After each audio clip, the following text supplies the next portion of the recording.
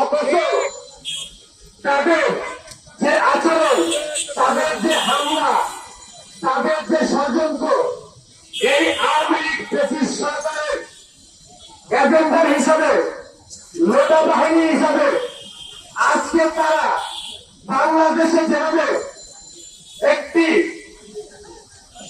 একটি সন্ত্রাসী সংগঠন হিসেবে যেভাবে তারা গুপ্ত হামলা করছে, এই রাষ্ট্রের বদলানোর জন্য, এই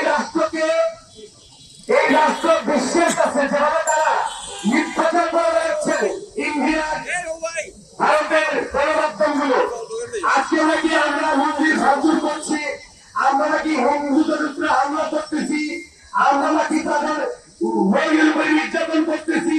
এই যে মিথ্যাচার ভারত আমাদের দেশটাকে নিয়ে করছে, বিগত আমল থেকে তো তারা করছেই এবং বর্তমানে তারা করতেছে।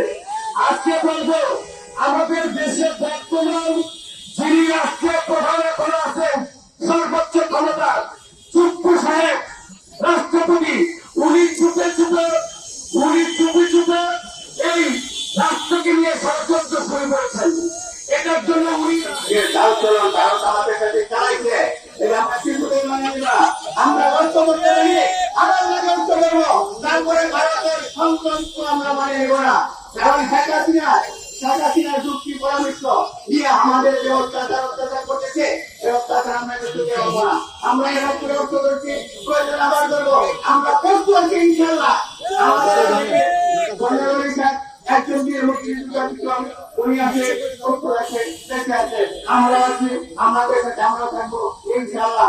আপনাদের সকলে ধন্যবাদ। মুক্তিযোদ্ধাকে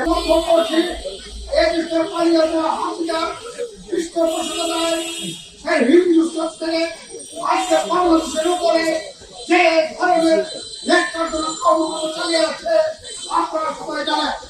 সেই সময় লক্ষ্য করেছি আমাদের বাংলাদেশের দূতাবাসে তারা হামলা করেছে, আগুন জ্বালিয়ে দিয়েছে।